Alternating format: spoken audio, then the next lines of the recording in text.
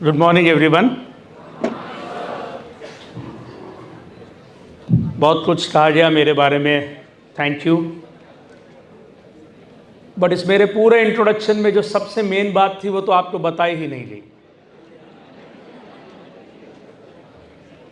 जो कुछ कहा गया सच कहा गया। मैं चार्टर्ड अकाउंटेंट हूँ, लेकिन एक सच्चाई जो है वो ये है कि सीए बनने से पहले मैं फाउंडेशन में एक बार फेल हुआ था, इंटरमीडिएट में एक बार फेल हुआ था और फाइनल में 2 बार फेल हुआ था।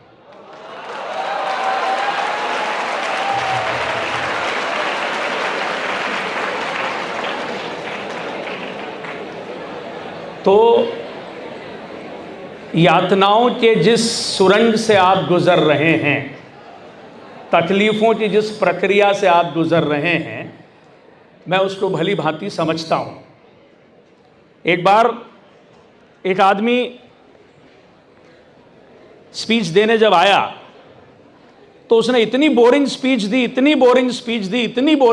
दी कि पहली पंक्ति में बैठे एक दर्शक की मृत्यु हो गई। अब उसके घर वाले जो थे वो बहुत नाराज हुए। उन्होंने अदालत में केस किया, गैर इरादतन हत्या का केस, और बाकायदा मुकदमा चला सोलंकी जी। और जज ने कहा कि भाई ये जो व्यक्ति मरा, इसके हेल्थ रिपोर्ट्स तो बिल्कुल नॉर्मल थे और न कोई कोलेस्ट्रॉल था, न शुगर था, कुछ भी नहीं था, और ये तो 100% उसी वक्त आपके जहरीले भाषण से कार्डियक अरेस्ट हुआ है। तो हम आपको सज़ा दे रहे हैं, आपकी कुछ अंतिम इच्छा हो तो बता दीजिए। तो उसने कहा कि जज साहब, मेरी अंतिम इच्छा ये है कि वो जो भाषण जो मैं वहाँ दे रहा था एक बार आपको भी पूरा सुना दूँ। तो अतिशय, और उनकी जो पूरी टीम है बहुत स्मार्ट है, इसलिए उन्होंने जो है फर्स्ट रो में 2 सोफे पूरे खाली छोड़ दिए। मैं सिर्फ माहौल को थोड़ा लाइट बनाने की कोशिश कर रहा था। आप सब चार्टर्ड अकाउंटेंसी कर रहे हैं और ये एक बहुत अद्भुत कोर्स है। ये हमें ज़िंदगी में बहुत सारे सबक सिखा देता है। ये टॉपिक की ज़रूरत ही नहीं थी, मैनेजिंग चेंज। अतिशय मैंने तुमसे कहा भी था, बिकॉज एक सीए स्टूडेंट से ज़्यादा इस बात को कोई अच्छे से नहीं समझ सकता है। तो मैं अगले कुछ मिनट इनोवेशन और मैनेजिंग चेंज पर बोलूँगा, then we can have a question answer session. मैं जो कुछ भी शेयर करूँगा वो कोई ज्ञान नहीं है, सिंपल बातें हैं, and I have tried to keep it simple this time. हम पहले कुछ इंटरेस्टिंग एंटरप्रेन्योरशिप की स्टोरीज पर बात करते हैं। 4 छोटी छोटी कहानियां हैं, उन पर बात करते हैं। लगभग आप ही की उम्र के नौजवान हैं जिन्होंने ये सक्सेस स्टोरीज बिल्ड करी है, और बड़ी इंटरेस्टिंग कहानियां हैं सारी। एक इंजीनियर जो है, इंजीनियरिंग के दौरान एक सेंसर बनाने वाली कंपनी में इंटर्नशिप करता है। उसे रेसिंग कार्स में बहुत इंटरेस्ट होता है, तो वो रेसिंग कार बनाने की कोशिश करता है खुद। और रेसिंग कार में सर सेंसर लगाने पड़ते हैं, टायर की हेल्थ चेक करने के लिए, इंजन की हेल्थ चेक करने के लिए, स्टीयरिंग की हेल्थ चेक करने के लिए, हर चीज़ की हेल्थ चेक करने के लिए बहुत सारे सेंसर्स लगाने पड़ते हैं। और वो एक रेसिंग कार बना लेता है और बहुत खुश होता है, और उसका ये सोचना होता है कि मैं रेसिंग कार्स की मैन्युफैक्चरिंग की कंपनी शुरू करूंगा। ये उसका थॉट होता है, मुदित उसका नाम है। अब इसी दौरान उसके घर में कोई परिवार का एक बहुत क्लोज सदस्य बीमार होता है, और बीमार होता है, उसे हॉस्पिटल में भर्ती कराया जाता है। और हॉस्पिटल में एक सामान्य सी बीमारी के बाद, एडमिट होने के बाद, वो फैमिली मेंबर धीरे धीरे और बीमार होता चला जाता है। और एवरी टाइम, क्योंकि इंटेलिजेंट होता है, ये रोज जाता है अस्पताल, ये हॉस्पिटल की नेग्लिजेंस को देखता है, महसूस करता है। ये उस तकलीफ को महसूस करता है कि कैसे छोटे छोटे चेंजेस होते हैं तो भी नर्सेज नहीं आती है, डॉक्टर्स नहीं आते हैं। आप जानते हैं ये बात, आप सभी हॉस्पिटल गए होंगे। और ऑलमोस्ट एक दिन तो ये स्थिति होती है कि आईसीयू में इसके वो फैमिली मेंबर जो है, शायद ग्रैंड पेरेंट में से कोई एक था, सीरियस हो जाते हैं। एक्चुअल में सीरियस हो जाते हैं, सामान्य से वायरल बुखार में भर्ती होने के बाद ऑलमोस्ट डेथ स्टेज पे आ जाते हैं। लेकिन भगवान का शुक्र है, कृपा है, जैसे तैसे वो बच जाते हैं, हॉस्पिटल चेंज करा जाता है, दूसरे अच्छे अस्पताल में उन्हें ले जाया जाता है, and then the life is saved. Now this pen, it has a impact on Mudit's life. और मुदित उस दिन ये डिसाइड करता है कि मैं काम तो सेंसर्स के बीच ही करूंगा, मैं बनाऊंगा कुछ सेंसर्स की मदद से, लेकिन जो है मैं बनाऊंगा एक स्मार्ट हॉस्पिटल बेड। और वहां से ये दास्तान शुरू होती है जिसका नाम है डोजी। डोजी एक स्मार्ट हॉस्पिटल बेड है। आपकी जानकारी के लिए बता दूं, 104 मिलियन उसका आज का वैल्यूएशन है। इससे सुनने के बाद आपको कहानी में और इंटरेस्ट आने लगेगा। डोजी कैसे बना? मुदित ने और उसके एक दोस्त राघव ने ये डिसाइड किया कि हम एक स्मार्ट हॉस्पिटल बेड बनाएंगे जो लगभग आईसीयू बेड में नॉर्मल बेड को कन्वर्ट कर देगा, क्योंकि इस देश में आईसीयू बेड की कमी है। कोविड में ये देखा गया, महसूस करा गया। तो वो सेंसर्स की मदद से एक बेड बनाने की कोशिश करता है। सेंसर्स का पूरा पैनल बनाता है और नॉन कॉन्टैक्ट, यानी जो अस्पताल में बेड की जो पूरी वो फोम गादी जो होती है उसके नीचे वो सेंसर्स लगाने का उसका पूरा, और एक मॉनिटर लगाने का उसका पूरा प्लान होता है। सो टेस्टिंग कर रहा होता है, उससे पालतू कुत्ता भी होता है। तो एक दिन वो दोनों कुछ काम कर रहे होते हैं, इस बीच उन्हें चाय पीने की इच्छा होती है, तो वो सोचते हैं कि यार ये जो हमारा डॉग है पाए, ये सब बिगाड़ देगा। तो वो उस बेड के नीचे अपने सेंसर्स को छुपा के चाय पीने चले जाते हैं। जब वो लौट के आते हैं तो वो देखते हैं कि 6 इंच के गादी के नीचे भी सेंसर जो है वो डॉग की हार्ट बीट टैप कर रहा है और डॉग की हार्ट बीट मॉनिटर कर रहा है। That becomes eureka movement in their life.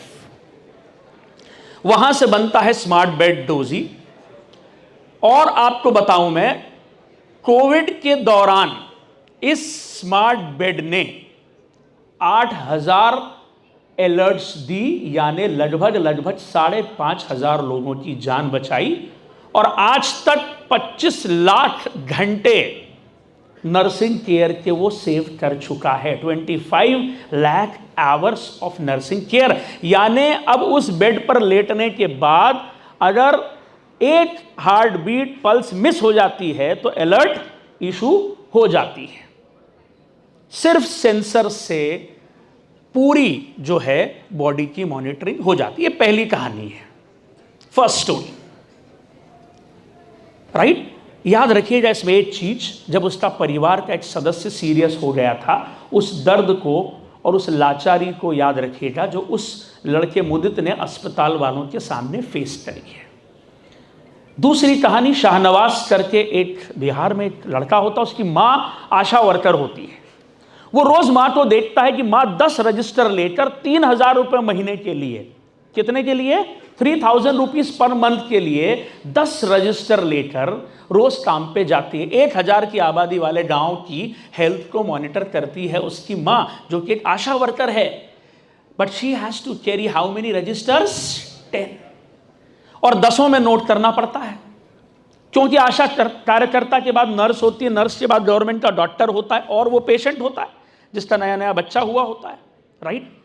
10 register में उसको एंट्री करनी होती है। इसमें बहुत सारे प्रॉब्लम्स हो जाते हैं, डेटा मिसमैच हो जाता है और लोगों को ठीक से याद भी नहीं रह पाता। कितना डेटा आप याद रखोगे, एक सीमा है, राइट। और माँ बहुत थक जाती है, बहुत परेशान हो जाती है। कई बार तो पेशेंट्स आते हैं और वो गलत बता देते हैं कि पहला वैक्सीनेशन कब लगा था, उन्हें खुद ही को याद नहीं रहता। माँ बच्चे को वैक्सीनेशन लगवा देती है, बट रूरल एरिया से ध्यान नहीं रहता है। तो वो एक ऐप बनाता है, खुशी बेबी एक ऐप बनाता है, और ये ऐप चारों डेटा को एक साथ अपडेट करती है।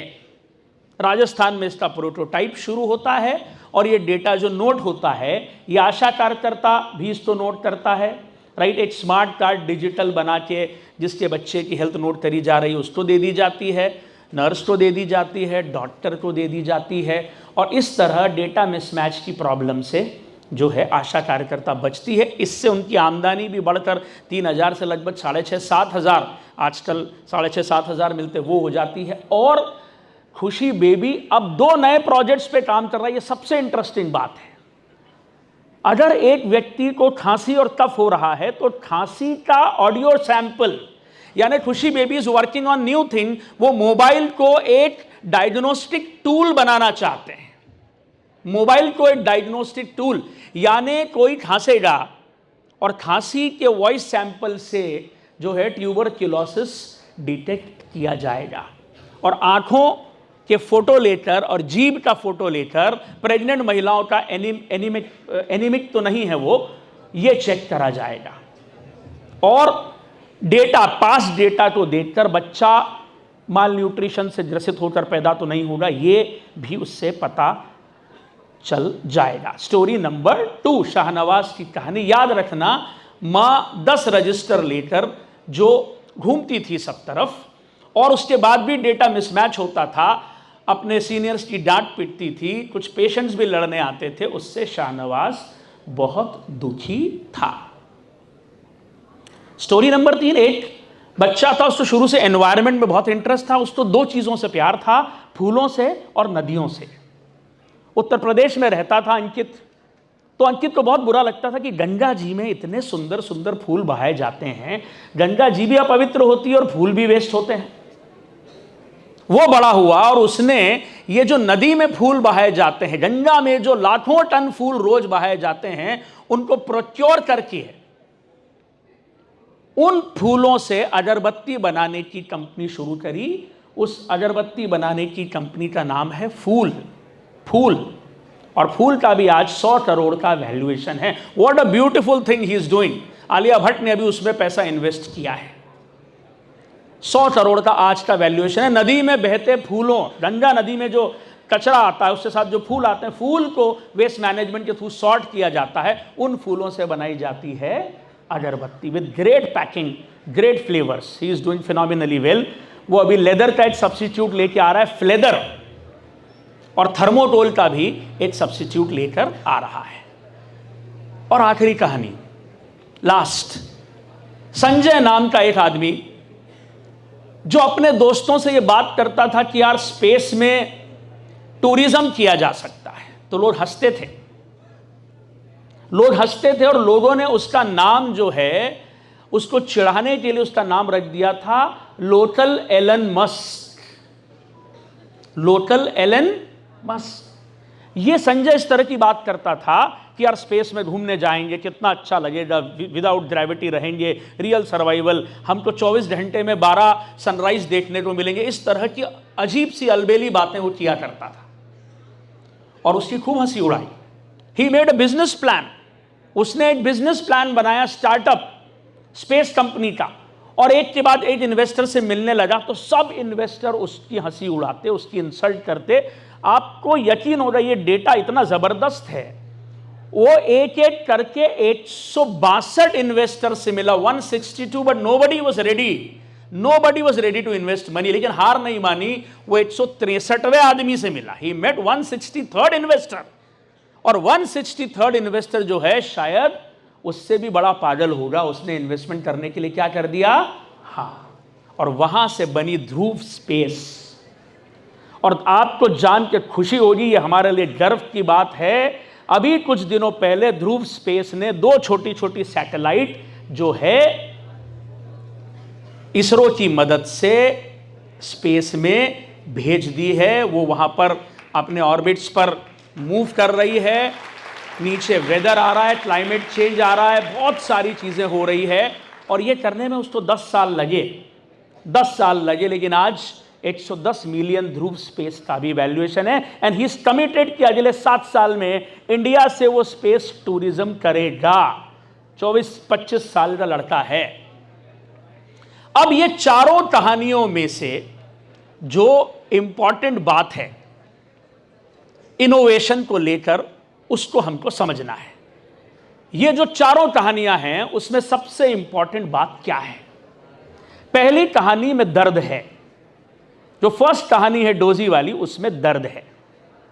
जो दूसरी कहानी है शाहनवाज, उसमें पीड़ा है, मां की तकलीफ है, प्रॉब्लम है बहुत मेजर। तीसरी में कंसर्न है जो डिस्टर्ब करती है कि नदियां इतनी सुंदर है, फूल इतने सुंदर है, ये क्यों हो रहा है, कंसर्न है। और चौथी जो है, फोर्थ जो है, उसमें उपहास उड़ाया गया है, उसमें हंसी उड़ाई गई है उस लड़के की बार बार। और कितने लोगों ने उसके आइडिया को रिजेक्ट किया है, कितने लोगों ने, 162। जो पहली बात आपको समझनी है इनोवेशंस को लेकर वो ये है कि देखिए आइडिया तो इंपॉर्टेंट है, there is no doubt about it, idea important है, लेकिन ये आइडिया अगर एक बीज है, आइडिया अगर एक सीड है, तो कौन सी मिट्टी में ये सबसे जल्दी जर्मिनेट करेगा ये समझना सबसे इंपॉर्टेंट है आज इस कॉन्फ्रेंस के फर्स्ट सेशन में। आइडिया अगर एक सीड है तो कौन सी मिट्टी में वो सबसे फास्ट जर्मिनेट करेगा।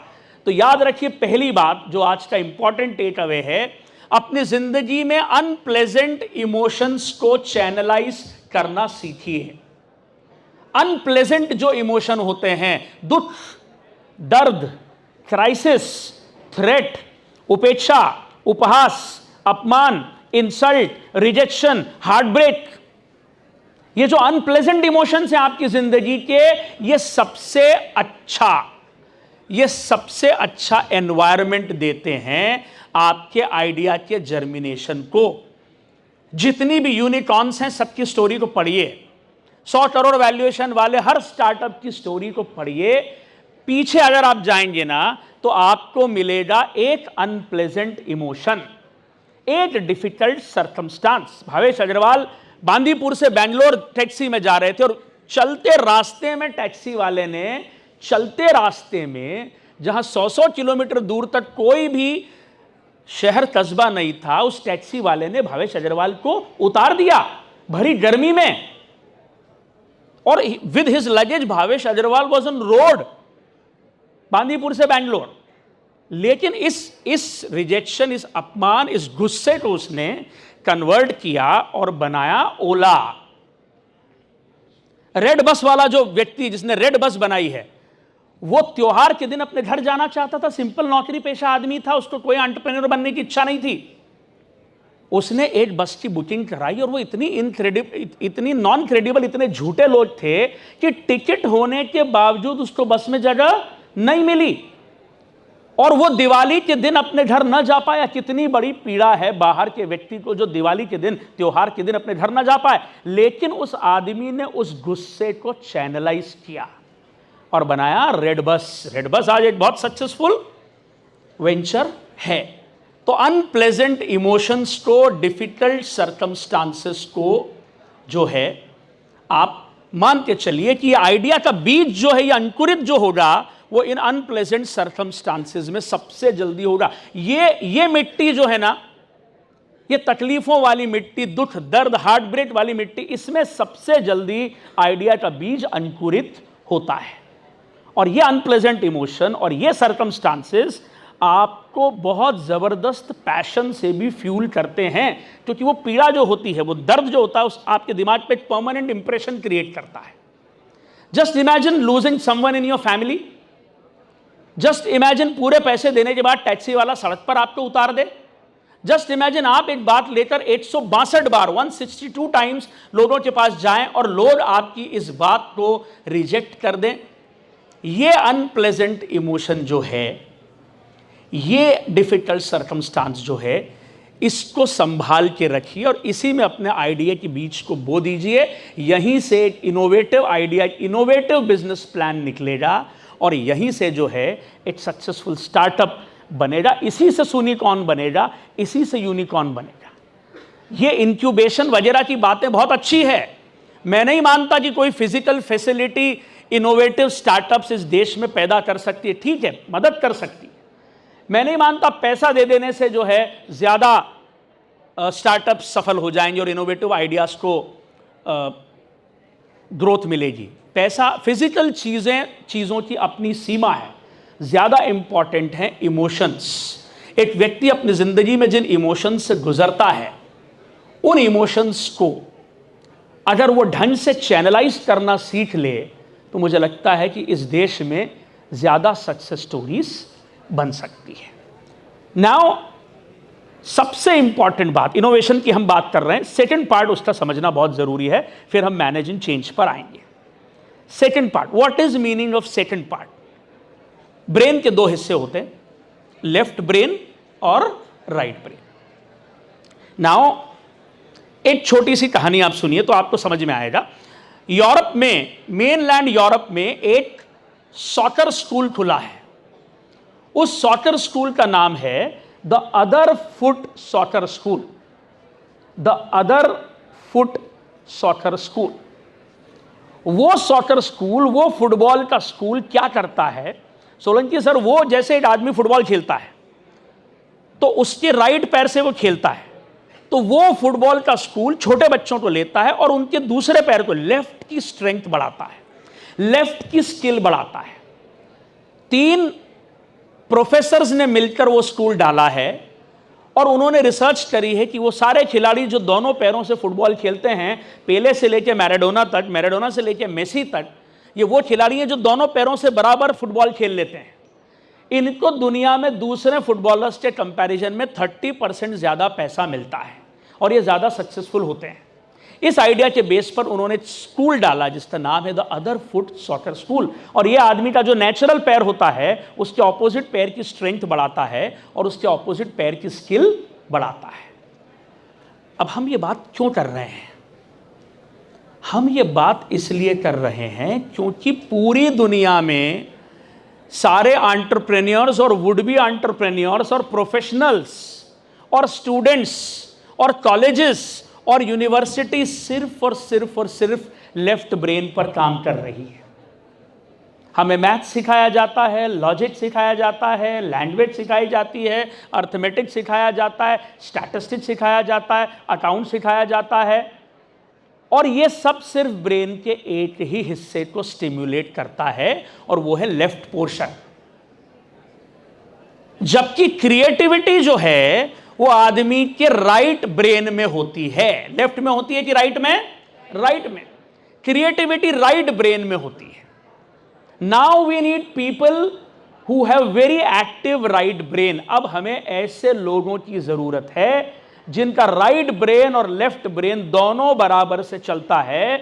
जैसे मैराडोना के दोनों पैर बराबर से फुटबॉल खेलते थे, पेले के दोनों पैर, मेसी के दोनों पैर बराबर से फुटबॉल खेलते हैं, हमें वैसे एंटरप्रेन्योर चाहिए जिनका लेफ्ट ब्रेन और राइट ब्रेन दोनों डेवलप्ड हो।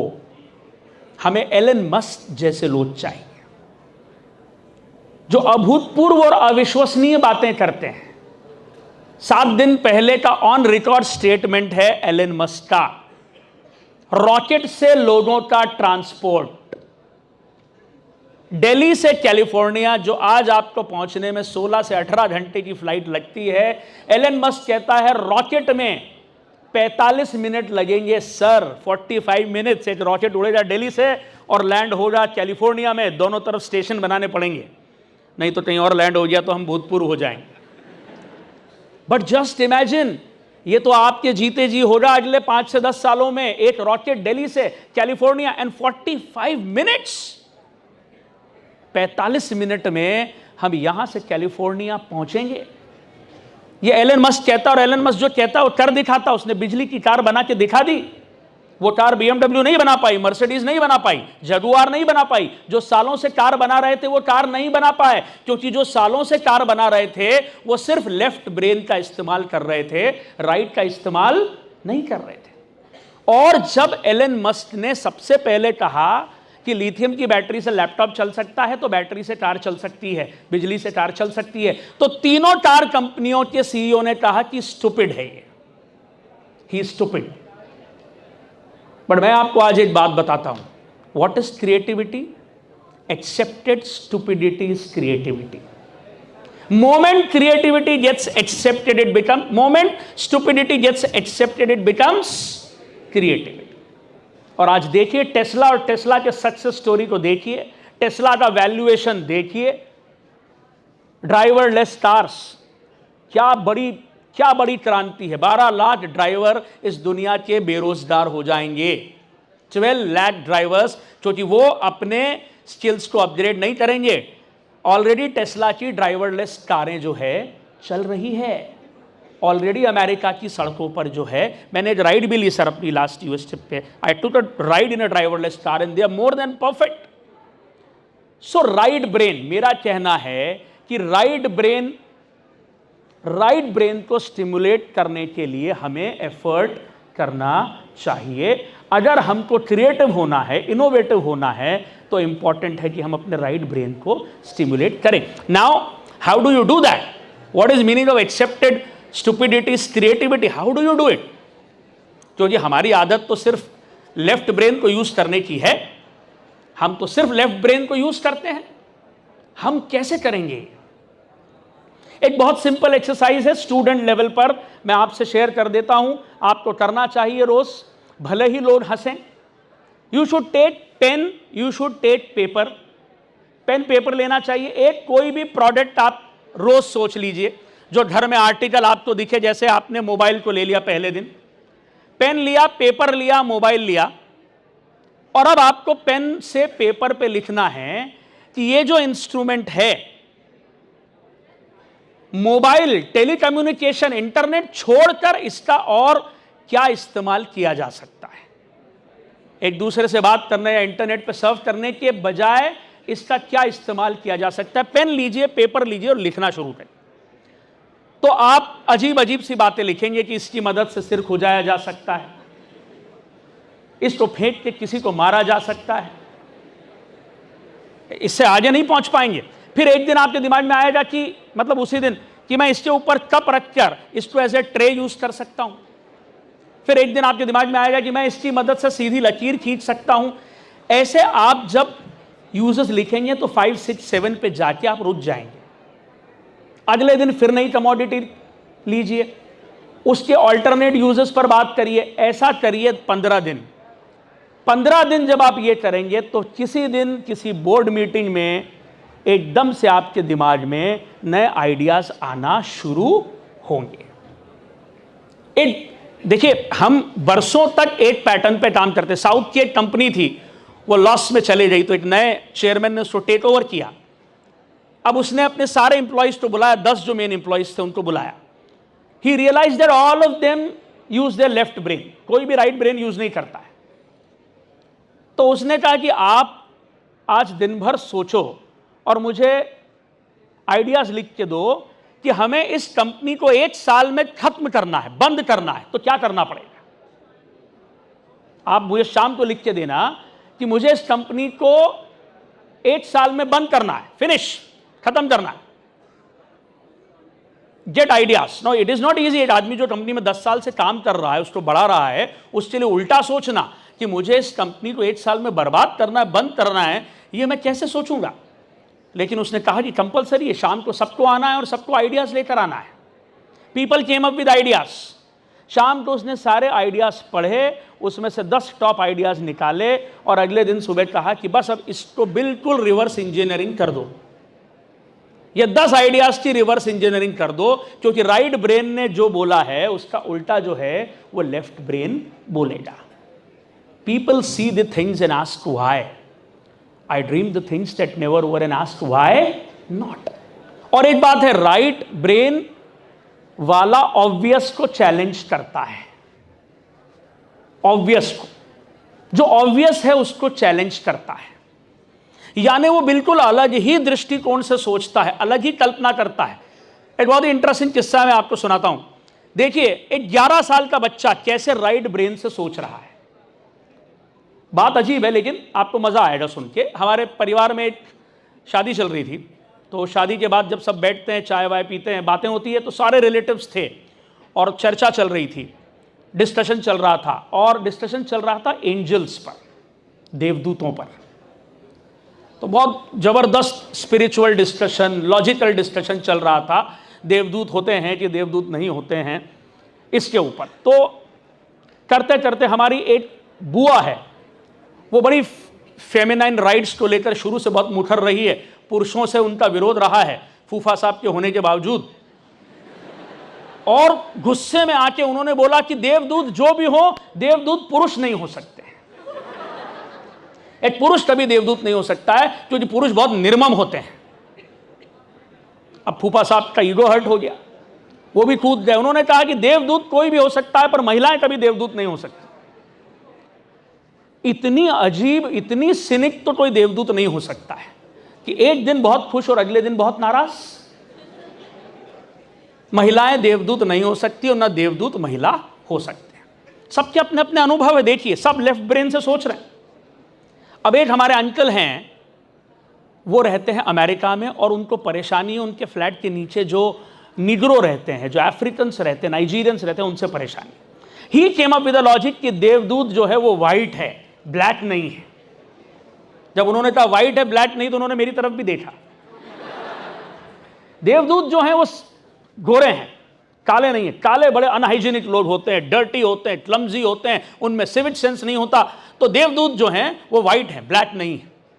अब एक और अंकल थे हमारे दूर के, वो केनिया में रहते हैं, बड़े खुश हैं वहां पर, बड़े खुश है, बड़ा अच्छा बिजनेस चल रहा है, सारा बिजनेस अफ्रीकन से ही चल रहा है। और उनको जिंदगी में एक बार ब्रिटेन के लोगों ने चीट कर दिया था, लंदन की एक कंपनी ने उनको चीट कर दिया था। तो वो कूद गए मैदान में और कहने लगे कि देवदूत जो हैं वो कभी भी गोरा आदमी देवदूत नहीं हो सकता है।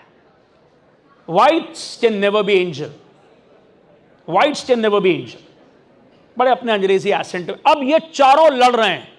बुआ कह रही है देवदूत पुरुष नहीं है, फूफा कह रहे हैं देवदूत महिला नहीं है, एक अंकल कह रहे हैं देवदूत काले नहीं है और एक अंकल कह रहे हैं देवदूत सफेद नहीं है। 11 साल का मेरा एक भांजा बैठा हुआ था, 11 ईयर्स। आप देखो कैसे वो राइट ब्रेन से सोच रहा है। वो खड़ा हुआ, उसने कहा सारा झगड़ा खत्म, मुझे समझ में आ गया कि देवदूत कौन है। 11 साल का लड़का है, 11 ईयर्स, स्कूल में है। बट क्योंकि स्कूल में है इसलिए पूरी तरह से अभी लेफ्ट ब्रेन डोमिनेटेड नहीं हुआ है। वो खड़ा हुआ और उसने कहा कि मुझे समझ में आ गया कि देवदूत कौन है। देवदूत है माइकल जैक्सन। क्यों है देवदूत माइकल जैक्सन? क्योंकि माइकल जैक्सन को लेकर कंफ्यूजन है, जेंडर को लेकर। वो है मेल, हरकतें फीमेल जैसी करता था। उसके कलर को लेकर सर्जरी कराई, काला भी था, गोरा भी था, बाद में गोरा था, पहले काला था। So he came up with such a weird conclusion that Michael Jackson जो है वो लेकिन मैं आपको बताऊं, ऐसे ही वियर्ड लोग कमाल करते हैं जिनके बारे में समाज सोचता है कि जो कुछ नहीं कर सकते हैं। समाज जिसको देखकर कहता है आप कुछ नहीं कर सकते, वही बड़ा होता है और कमाल करता है। कागज में दब के मर गए कीड़े किताब के, कागज में दब के मर गए कीड़े किताब के, दीवाना बेपढ़े लिखे मशहूर हो गया।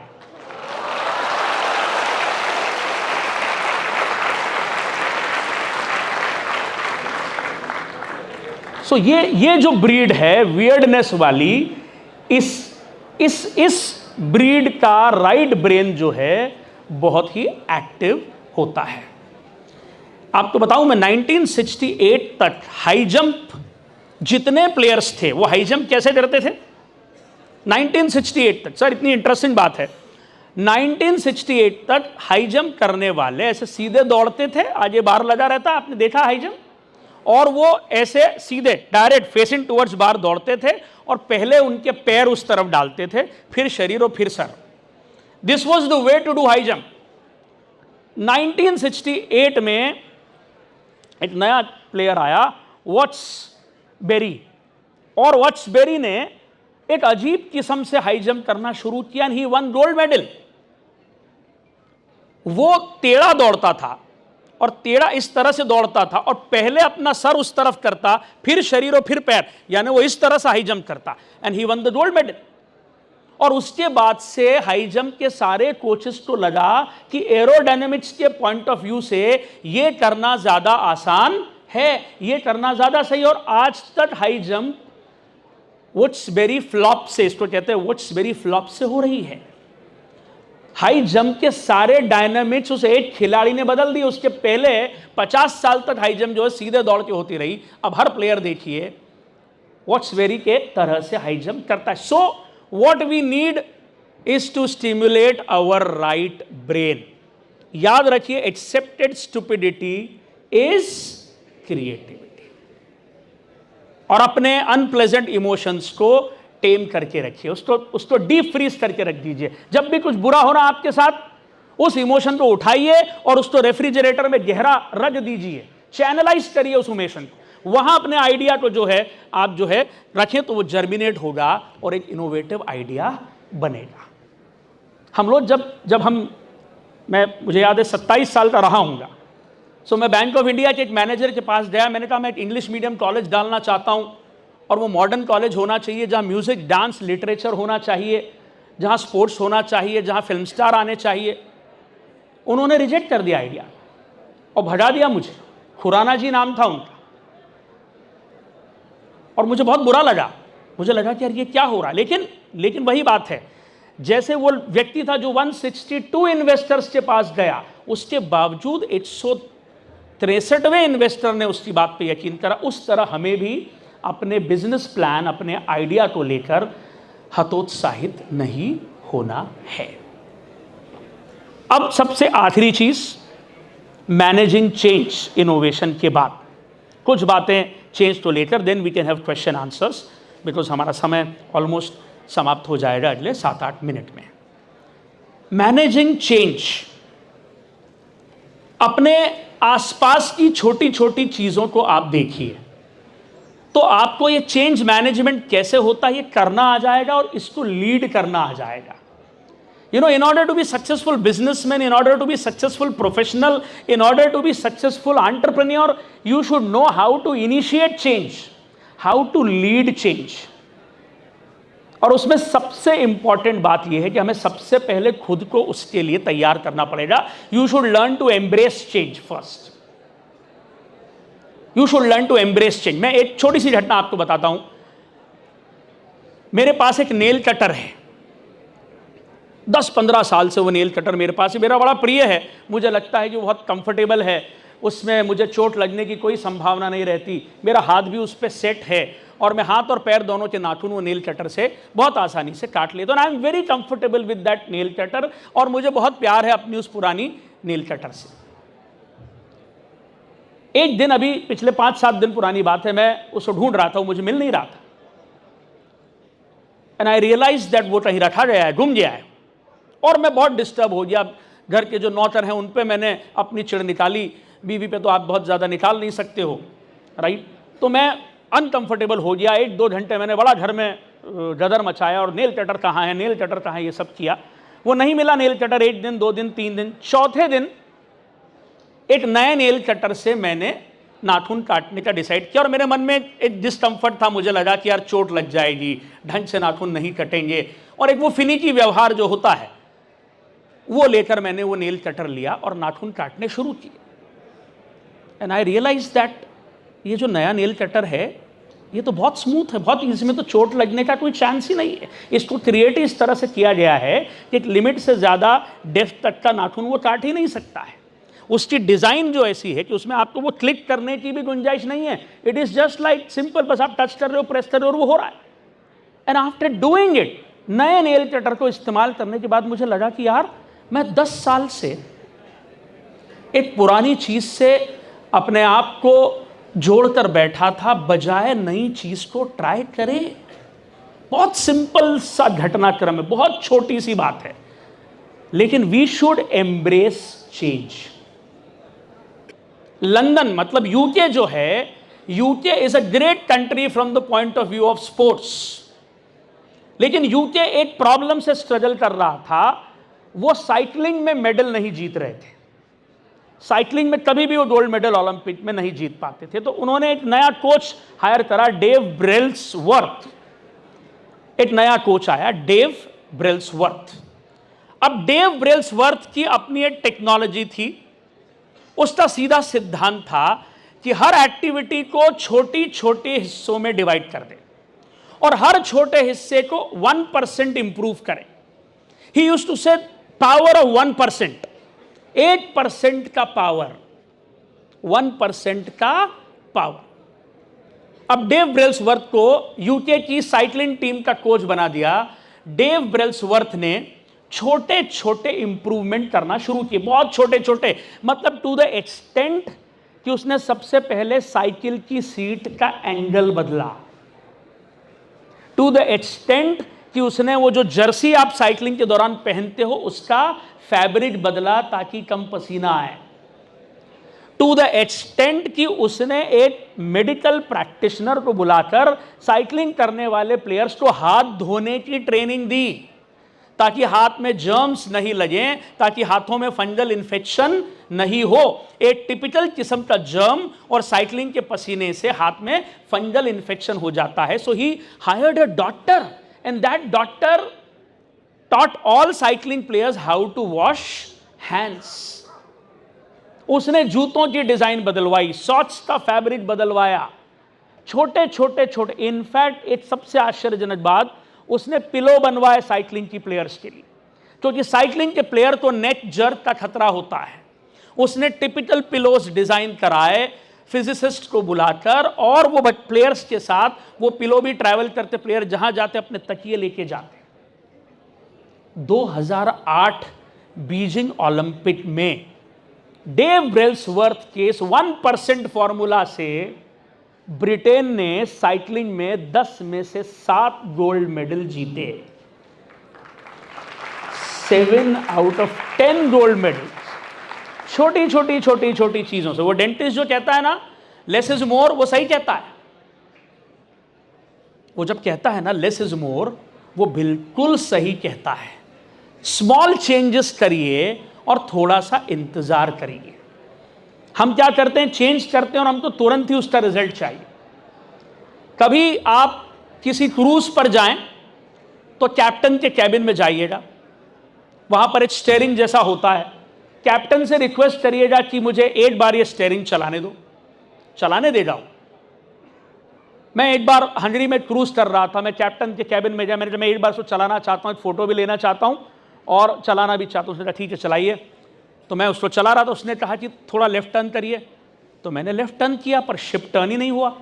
मैंने बिल्कुल अपनी कार स्टाइल में और एक बार करा तो भी नहीं हुआ, और एक बार 2 बार करा तो उसने मुझे डांट दिया। उसने कहा no no no no no no, थोड़ा सा लेफ्ट करिए और इंतजार करिए। शिप को डायरेक्शन चेंज करने में समय लगता है, थोड़ा सा ही स्टीयरिंग करना है आप।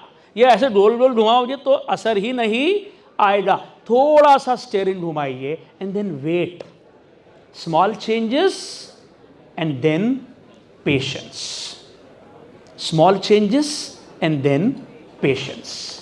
पेशेंस नहीं होता है, हम पेशेंस लूज कर देते हैं, फिर कुछ तो भी हम एक मैजिक बुलेट की तलाश में रहते हैं, उस एक मेजर डिसीजन की तलाश में रहते हैं, उस एक कंप्लीट चेंज ओवर की तलाश में रहते हैं, और अल्टीमेटली डिजास्टर होता है चेंज मैनेजमेंट के नाम पर। यह पॉसिबल है कि एक चीज जो पीढ़ियां आपकी करती आ रही हैं, आज के परिवेश में वो चीज गलत हो जाए। यह पॉसिबल है, यह सच्चाई है। इसमें हम अपने बुजुर्गों के प्रति कोई अनादर नहीं कर रहे हैं, लेकिन इट इज क्वाइट पॉसिबल कि जिस ट्रेडिशनल कन्वेंशनल तरह से आप एक चीज बरसों से करते आ रहे हैं, आपको उसको करने का साइंटिफिक तरीका नहीं मालूम हो, और नहीं मालूम हो तो सीख लीजिए, सीख लीजिए, कोई प्रॉब्लम नहीं है। और दूसरा भी पार्ट है इसका, हर पुरानी चीज को आते से ही अबेंडन करना चेंज मैनेजमेंट नहीं है। This is other side of the coin. हर चली आ रही पुरानी चीज को बदल डालना चेंज मैनेजमेंट नहीं है। एक सिटी प्लानर आया, उसने शहर में देखा कि सड़क के दोनों ओर फेंस लगी हुई है। आते से उसने देखा कि फेंस लगी हुई है, फेंस लगी हुई है। उसने कहा कि मैं इस फेंस को हटा देना चाहता हूं, तो इस फेंस का कोई काम ही नहीं है, दोनों तरफ मकान बने हैं, अब इस फेंस का क्या काम है। तो एक बुजुर्ग था, उसने कहा कि आप पहले ये जानिए कि ये फेंस जब लगाई गई थी तो क्यों लगाई गई थी, जब लगाई गई थी तो पर्पस क्या था। ये जाने बिना मैं आपको फेंस हटाने नहीं दूंगा। आप बिना जाने अगर फेंस हटाएंगे तो मैं आपके खिलाफ आंदोलन करूंगा। आप 100 साल पहले ये फेंस लगी थी, क्यों लगी थी ये जानिए, और वो जानने के बाद if you arrive at a decision कि इसको हटा देना चाहिए तो मैं आपके साथ।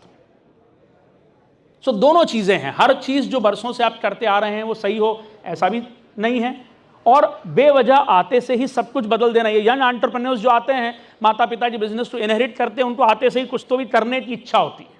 दे want to make their presence felt, वो अपनी उपस्थिति दर्ज कराना चाहते हैं, right? But don't change for making your presence felt. Don't change things for making your presence felt. That's the worst thing which you can do to an organization. So change management का सीधा सा फंडा है embrace change. Small is better. Small decisions 1%. Break it into pieces और सबको 1% बदलो. संभव है कि बहुत समय से आप एक चीज करते आ रहे हैं, आपको उसका सही तरीका नहीं मालूम हो. Little changes, small changes, then patience, then wait for results to come. Right?